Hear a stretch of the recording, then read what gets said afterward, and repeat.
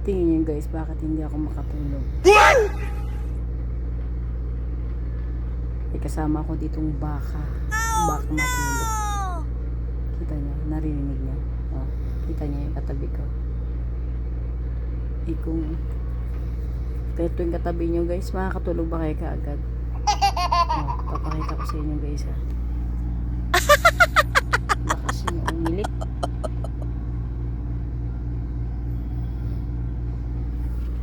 Yung wala.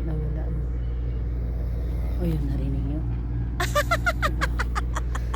Kaya alam nyo na, may naisip na naman ako para mawala yung kainisan ko. Dahil syempre mahaba yung buhok natin.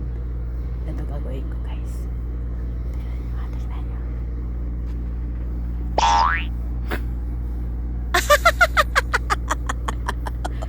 Himal.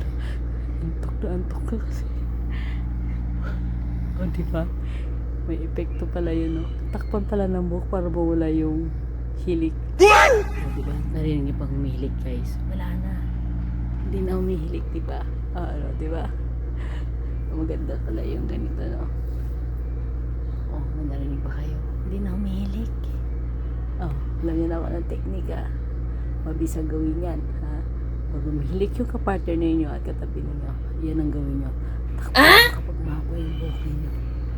Oh, diba? Hindi na humihilik. Oh no! Nawala yung mukha ni Papa. Humihilik pa rin pala. Wala. Hindi pala mabisa to.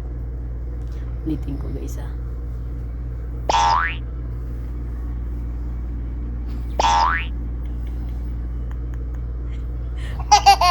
Tinatanggal ko guys.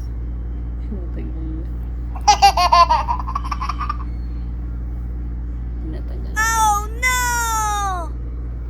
Hindi na. Kasi natin.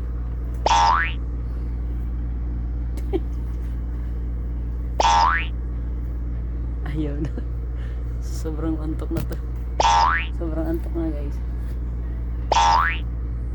Ayaw. Ayaw talaga gumising. Sobrang pagod na guys. Kita nyo. Kaya't nga halikan ako, wala na. Kaya't nga. Diba ginawa naman oh. Pagod na pagod. Antok na antok. Wala talaga. Sarap talaga ng tulog.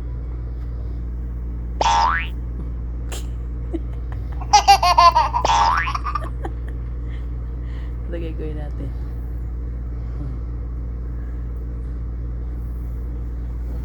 Oh my god! Songlasi! Oh my god! What the? May ganito ba kayong asawa guys? Oh no! Matulog eh, parang bak. Kita ang gawin ko guys yan. Nung pasing ko ng bukid, wala talaga. Yung nagigising. Gulatin natin guys ha. Oh no! Wala.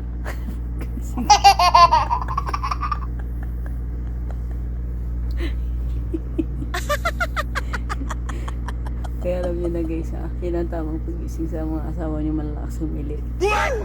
Ngayon na may natutunan kayo technique sa akin ha. Kaya thank you for watching guys. Bye bye.